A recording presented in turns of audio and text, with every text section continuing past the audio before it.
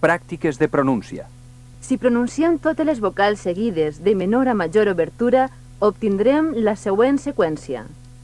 I, U, E, O, E, O, A. En valencià, les vocals E i O poden ser tancades com en les paraules més i dos i obertes com en les paraules mel i sol. Per a reproduir la E i la O obertes de les paraules mel i sol, que són les que presenten dificultat a l'hora de pronunciar-les, és important que sàpies diferenciar la distinta obertura de les vocals. La E oberta. Per a pronunciar la E de la paraula mel, has d'obrir un poc més la boca que per a la E de la paraula més, però sense arribar a l'obertura de la A. És a dir, com si anares a pronunciar una A, però fent el so de E. Fixa't.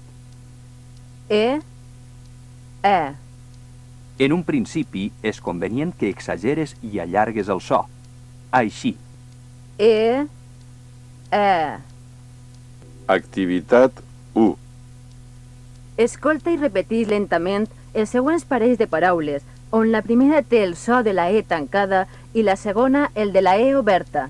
Recorda que per a reproduir la E oberta has d'obrir més la boca que per a la E tancada. Corder, infern. Carrer, quadern. Bomber, modern. Saler, intern. Peça, tendre. Adeu, correu. Activitat 2. Escolta aquestes paraules que es pronuncien amb E oberta i no amb E tancada. Ferro, I no, Ferro, preu, i no, preu, model, i no, model, misteri, i no, misteri, obert.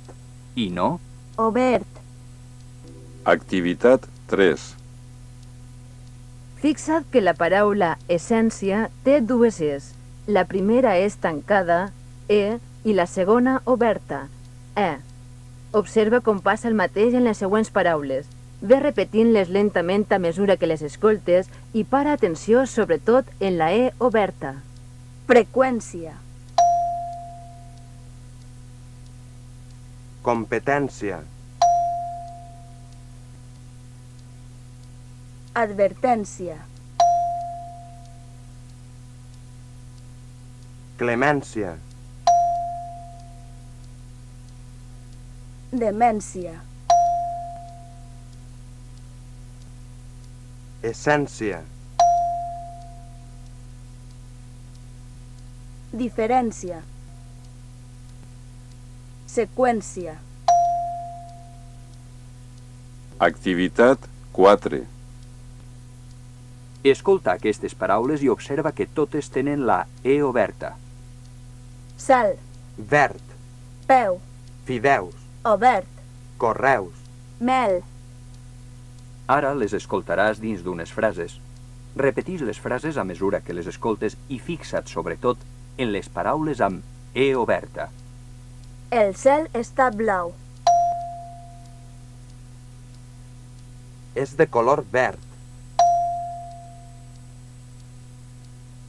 té el peu gran, has comprat els fideus? encara no està obert,